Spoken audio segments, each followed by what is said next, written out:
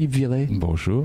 Vous sortez votre 7e album, toujours en trio, avec la même équipe. Avant de parler de l'album lui-même, je voudrais que vous nous rappeliez les conditions dans lesquelles vous avez rencontré les deux autres membres du trio.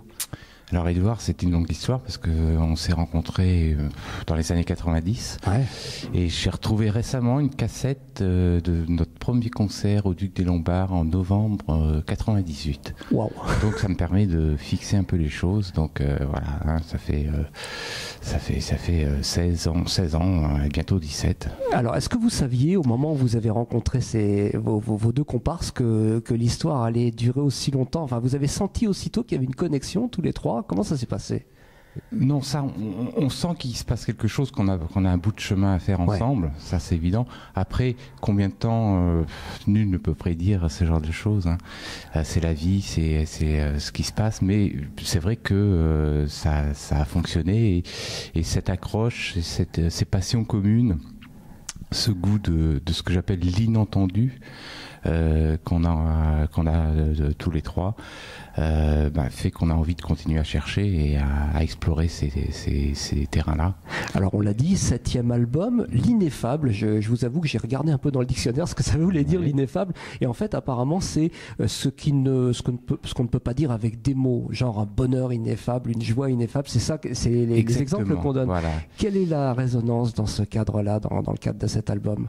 Eh bien, c'est-à-dire que dans tout ce parcours, c'est le 7e album, il y en a eu un précédemment qui s'appelle L'Indicible.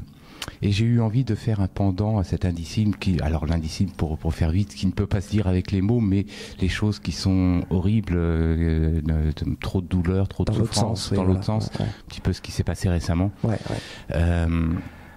Et donc moi j'avais envie aussi d'évoquer cet ineffable, ce bonheur ineffable. La musique c'est tout ça.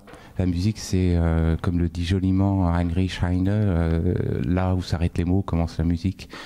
Et moi ça me parle énormément, c'est-à-dire je dirais même que j'ai choisi de faire de la musique pour arrêter de parler. C'est contradictoire et paradoxal à l'heure actuelle. D'accord, oui, c'est le prolongement ou tout ce qu'on ne peut pas dire avec des mots, on le dit avec la musique. Alors en l'occurrence, comment ça se fait concrètement? J'ai vu qu'il y avait des titres qui sont signés par l'ensemble par chacun des éléments du groupe, et puis un seul titre qui est signé, donc Édouard Ferlet et vous-même, Jean-Philippe Viré. Oui. Comment vous fonctionnez tous les trois? C'est très libre, à savoir que quand quelqu'un a de la musique, il la porte et puis on la joue et puis on voit si ça nous plaît, si on se sent à l'aise pour improviser dessus, si ça nous inspire. Et donc voilà, pour chaque album, on amène des nouveaux morceaux, parce que le propos, je pense, qui est très important, c'est d'amener de la musique originale. La musique originale nous permet de nous exprimer encore plus et d'aller chercher véritablement ce qu'on a envie de faire sonner. Alors il y a quelque chose d'assez étonnant quand on écoute votre album, je ne sais pas si on vous l'a déjà dit ça, instantanément j'écoute le premier morceau puis le deuxième, il y a des images qui viennent, c'est comme si c'était la bande son d'un film imaginaire. C'est voulu, c'est un hasard C'est quelque chose, depuis le début, depuis le premier album, Considération, c'est une remarque qui nous est faite très régulièrement. Et paradoxalement, ça veut pas dire... Si, en fait, j'allais dire, ça veut pas dire pour autant que ces musiques sont prises pour des films. Sauf que, effectivement, ça a été le cas.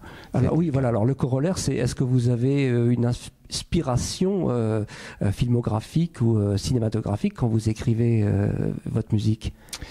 Je ne pense pas avoir spécialement en mon nom propre une aspiration filmographique, mais ou penser à des images. Par contre, j'essaie vraiment de développer une idée, quelle qu'elle soit. C'est-à-dire que pour moi, un morceau de musique, c'est une idée que j'essaie de mener du début jusque le plus loin possible, en tout cas aller le plus loin possible. Voilà.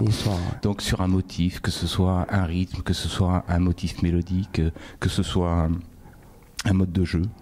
Voilà. Après, peut-être que cette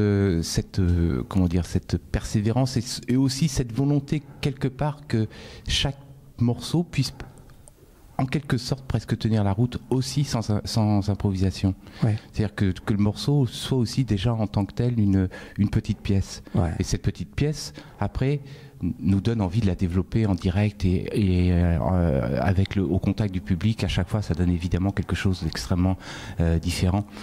Mais c'est très très important que cette pièce nous inspire et qu'à chaque fois on ressente cette émotion qu'on a eue en l'écrivant.